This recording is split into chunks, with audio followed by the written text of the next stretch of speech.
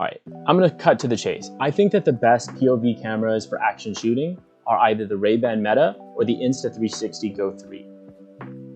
That's it. You can save yourself watching the rest of the video.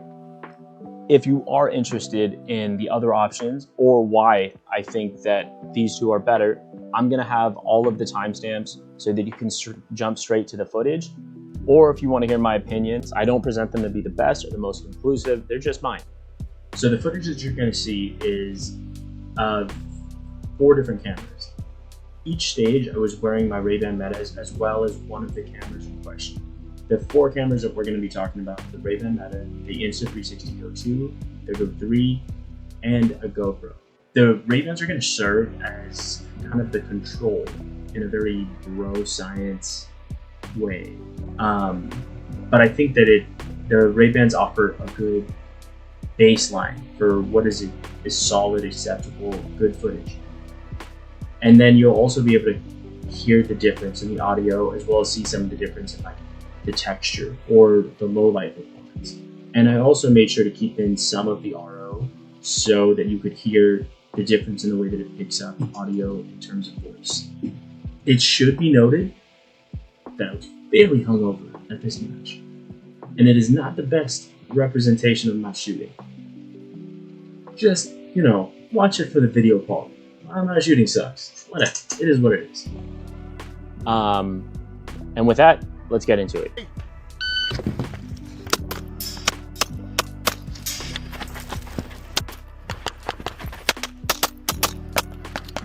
Unload, show clear. Just drop a whole bunch of rounds. If clear, hammer down and holster. The POV camera I use most frequently are the Ray-Ban Metas. The reason that I use them are that they're super convenient. The quality is actually really good. The app is super simple to use, which is a huge boon, and it's surprisingly fast. A big pro for me that I don't have to worry about with other cameras is that while it's recording, the inside of it will glow a soft white on the corner of your vision. When you're on a stage, you don't really notice it, but if you're looking right at it, you'll confirm that the camera's recording. It automatically records in 60-second intervals, which I think is perfect for action shooting. You really don't need any more. The 1 minute is a drawback in, for example, 3-gun or multi-gun, where it's common for stages to be longer than a minute. But for most, if not all practical pistols specifically, it's more than enough time. Some caveats of the Ray-Bans. The main caveat that I would have to say is that the sound is very tinny when it comes to gunshots. With any sort of speaking, for the most part, the audio is fantastic. The only thing is that it makes all of my gunshots sound like an airsoft gun. I assume it has something to do with the wind reduction, and it just perceives gunshots as a lot of wind. In any case, yeah. If you watch any time that I have match footage, and I'm sure I'm going to put some over this, it makes it sound like a soft, flaccid footage. The specs on the Ray-Bans. It's a 12 megapixel camera that shoots in 1080p at 30 frames a second. Now, in terms of specs, it is the lowest. It's the lowest. But if you examine the quality of the footage, it's actually pretty good, and I'm actually very satisfied with it. Another drawback of the Ray-Ban Metas is it only records in 9:16. It was intentionally developed for social media and sharing on social media, so as a result, you're not going to get any sort of landscape or wide shots. This could be a drawback for some people, but considering that most of my footage is really made for Instagram, and I really only share it on Instagram, I don't really see that as a drawback. If anything, it's a bonus. The case is also super convenient. It's easy to use, and it protects the actual glasses. That was a concern I had with pretty much every other camera. You have to buy a separate case to put, like for the GO3, you're putting it in a case, and then the lens is still exposed. So you have to buy or find a case to put this secondary case in. With the Ray-Bans, it's super convenient.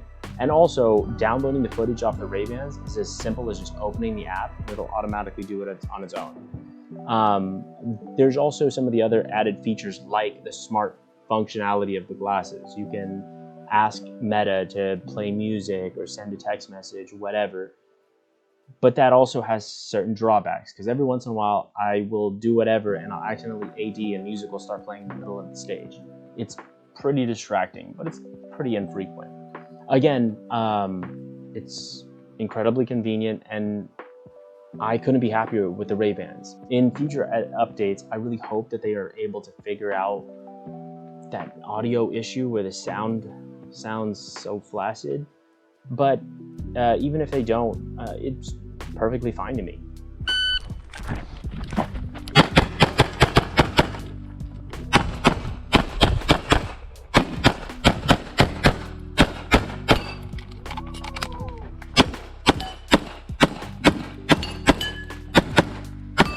Shooter, finish that, let us show clear. If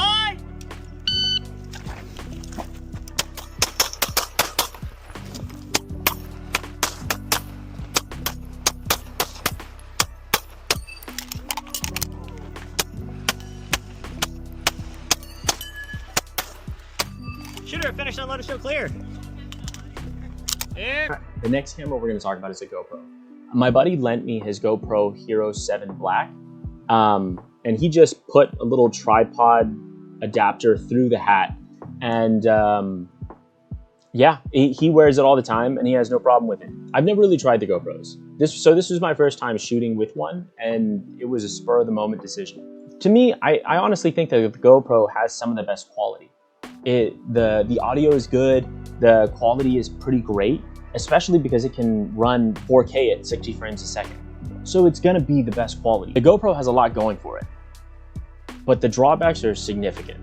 The form factor is really unwieldy. It's huge, it's big, and it's a little bit inconvenient, and the weight that it adds to the build of the hat, it's distracting. Every time that you're snapping and turning for a transition, you can feel the camera like continue to go a little bit, and I don't know, it's not great. If budget is a concern for you, I do think it's a viable option. You can get used GoPro Hero 7, 8, up to 10 for like little over $100 on eBay. And the quality is gonna be what we know of GoPro. It's fantastic. The memory is expandable, so you can just throw in an SD card and you can have as much memory as you want. The battery life is, if you're recording maxed out at 4K at 60 frames a second, you're still looking at about a total of an hour of recording time. Considering that we shoot for 20 to 30 seconds a stage, you're going to get well over your day of shooting. So the battery life is pretty phenomenal. And the cost is super low. So the GoPro has battery life, expandable memory, and cost going for it. I think it's definitely a viable option if budget is a key concern and you can get over the fact that you have a pretty large camera on the bill of your hat. You're gonna have to make some compromises with the GoPro. But if you're willing to accept those compromises, the quality's great. It's just not for me.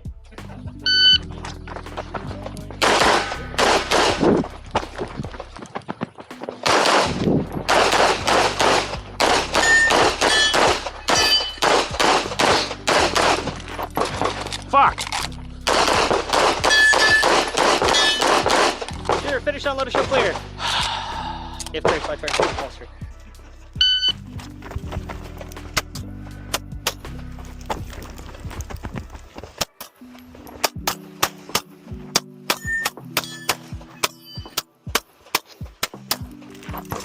Fuck! Here, finish on, let us show clear. If there's my turn, closer. Last but not least, we have the Insta360 cameras. These are going to be the most ubiquitous. They'll likely be what you see the most on the range and are the most popular, and for good reason. The form factor is fantastic. It's super small, super lightweight. For the most part, you can't even tell that it's on your hat. And Insta360 has quickly become a staple at most ranges for the dynamic footage that they can provide with while being super unobtrusive. The Insta360 GO2 was the first action camera that I got for shooting. It really opened up my eyes to like how convenient the camera can be. Literally all you need to do once you set it up in the app is press the button and it'll set recording for a specified amount of time. The time that I preferred was 1 minute. 1 minute is enough to get even your make ready all the way to the unload show clear, in most cases. When the Insta360 initiates recording, it makes an audible beep and you can feel the vibration of the camera. It's a very satisfying and confirming initiation sequence. That's something that they did away with the GO3, which in my opinion is super inconvenient. And a lot of people have found gripes with it. I guess another pro for the GO2 would be that it is the cheapest camera because it's the previous generation. I'm seeing it on Amazon right now for about $280. For $280, I don't think it's worth it just because for a little bit more, you can upgrade to the GO3, which has significantly better functionality. There is pros to it, for sure. And if you can find a used one or buy one from somebody that's upgraded to a GO3, I think there's a big value there, especially if your buddy just upgraded and they're willing to sell it to you on the cheap. I wouldn't hesitate to buy the GO2. It's a solid option. The cons of the GO2 are that the GO2 only came available in a 62 and a 64 gigabyte memory configuration. I think, honestly, 32 gigs is perfectly acceptable for 1 day of shooting. So if you forgot to clear your memory cache and you forgot to download all the videos, if you started shooting, like for example, if you were shooting a match on Saturday and Sunday, you have to download all the videos on Saturday at the conclusion of the match. If you forget, you're basically going to be full going into Sunday and you're going to have to scramble to try to download them really quickly. The 64 gigabyte is a good compromise because I think that's good enough to capture 2 days. So if I was gonna get a GO2, I would prefer to get the 64 gig. The cons of the GO2. The battery was not great. Another issue that the GO2 had was overheating, especially considering that here in Southern California, we're gonna be shooting in full sun a lot of the time. That heat seemed to drain the battery even faster. Sometimes I would get odd quirks where the camera would either shut off or it wouldn't turn on. The reliability of it, was a little bit questionable at times. For the most part, my experience with the GO2 was pretty good, but every once in a while, it just wouldn't catch a stage. An issue that a lot of people had with the GO2 was the weakness of the hat clip. Now, the GO2 sits inside of a little clip that you pop on your hat. Unfortunately, a lot of people seem to break those. There's a company that makes a replacement hat clip called Panda. I'll include a link. I know a lot of people that run the Panda mount and they're super happy with it. So the pros for the Insta360 GO2. It has 1 minute recording intervals, which is super useful for our sport. The startup or the initiating of the recording beeps and vibrates, which allows you as a shooter not to have to take your hat off and verify. And if you're willing to buy it used, you can get a considerable savings. The cons, however, are that the battery life is kind of abysmal. The memory is pretty small if you only get the 32, and the quality is okay. They made significant jumps in the GO3 that I think that warrant upgrading. Are you ready? Stand by!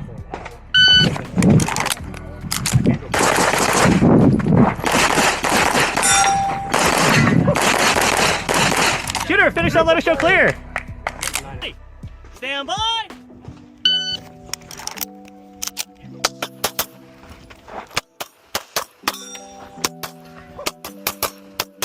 Shooter, finish up, let us show clear.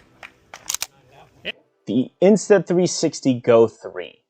This is the latest iteration of the Go series of cameras, and it used to be my go-to POV camera.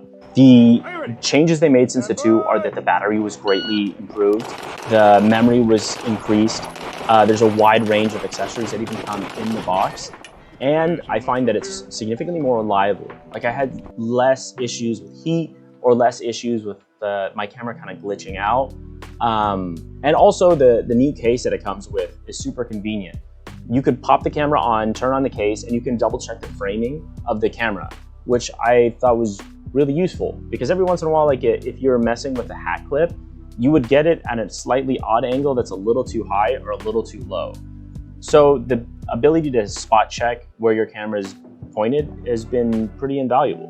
The drawbacks of the Go3 though are they removed the 1 minute interval recording time. So if you forget to turn your camera on, you could potentially have it recording until it runs out of space or battery, which is a pretty big drawback. If you're the kind of person that's a little bit more meticulous and will immediately integrate that into your unload and show clear, it's probably not a problem. But as soon as I'm done with this stage, I'm running to check a target. I'm mad that I totally dumpster fired that stage. Any number of things I will totally forget, and then I will end up having 20 minutes of footage and have burned battery and memory, and I'll have to sit there trying to scrub through it before I get to my next stage. It was a real caveat to me. Another thing that some of my buddies are particularly unhappy with is that it no longer vibrates. When you press the record button on the Go3, it'll make a beep. It's not like a super loud beep, and it doesn't vibrate anymore. So that confirmation that you've started the recording is significantly reduced. And a lot of my buddies have really found that inconvenient. You could get around that by just asking the RO, do you see the blinking red light? But I feel like that kind of, I don't know, it disrupts your flow, and I don't care for it. Another con, I guess you could say, is that it is the most expensive camera of all of the options, especially if you opt for the largest memory, which is 128 gigabytes. I think the sweet spot for me is the 64 gigabyte. I think 64 gigs is more than enough memory to get you even probably every stage at a major, which would be 14 to 18 stages. The quality of the Go3 has jumped to 2.7K, but that's at 24 FPS. I think that for action shooting, you tend to want to use as many frames as you can get. It enables it to look a little bit less choppy, and it does better if you need to slow the footage down. So generally speaking, if I can shoot in 50 frames per second, I will. Unfortunately, the Go3, while they increased your max potential resolution to 2.7K, at 50 frames a second, it's still limited to 1440p. So the resolution and frame rate are basically the same in the Go2 and the Go3. The only difference is they seem to have increased the quality of the sensor in the Go3, so the footage does look markedly better. If you ask me between whether I would choose a Go2 or a Go3, by far, it's brand new. The Go3, a 64 gig Go3 is going to cost you $620. A brand new Go2 is going to cost you about $280. For $40, I think it's well worth the splurge. The only thing that you really lose is that auditory and felt vibration from the initiation of the record button, but I can get over that, considering that the low light performance is significantly better, the sensor is better, and also the case is pretty nice to have. Okay, so in conclusion, I chose the Ray-Ban Meta as predicated on the fact that they are overall the most convenient for me. I can get over the fact that the audio is tinny, and that I don't have options in terms of iPro, since they functionally serve as my iPro, because they're super convenient. They have the 1 minute recording interval. The quality is quite great, and the app is hyper convenient. If I lost my Ray-Bans, I wouldn't have a problem going with the Go3s. I think that the quality is better, and that the form factor enables you to do some more interesting things. I think the Go3 is an excellent option, and I get why most people use it. If you're not willing to deal with some of the compromise of a Ray-Ban, I think the Go3 is for sure an easy pick. My next choice, I don't think would be a Go2 though. I think that if I was going to compromise a little bit more, I would deal with how deeply inconvenient the weight and size of a GoPro is, because the quality is fantastic. Yeah, and I could use like any of the 4 GoPros I have in my room, because everybody has one lying around. From there, I think I could find somebody selling a 64 gigabyte GO2 for like $100, $150, I would jump on that. I think that the GO2 is an excellent camera. The battery life sucks, and that's just something you have to deal with. But if you can get it for a steal, I would absolutely use it. I'd love to know what you guys are using, or what other options that I might have missed. I know that there are some cameras, like the aim cams, for example, but those are shit, if I'm being frank. I mean, the idea, basically Ray-Ban took that idea and the execution was infinitely better. But yeah, I'd love to hear what you guys are using and what you thought about my opinion. If I'm wildly off or wildly wrong, I'd love to hear what you guys think. Do me a favor, and if you like the information and you found it useful, like and comment, let me know. If you have any more questions for me, you can hit me up on Instagram. It's the same username. It's winning.shoes. If you guys are interested in seeing other cool applications of cameras, I highly encourage you guys to check out Haley Press. His Instagram should be here. Haley works over at TTI, and he's responsible for doing a bunch of the knowledge stuff that they do, where you're getting dynamic angles and you're getting new perspectives. And he's always coming up with some goofy apparatus that I think is super sick. And he wears it to the range a lot. So yeah, check him out. He's always coming up with something gnarly, and it's cool. Yeah. Anyways, that's it. Thanks, guys.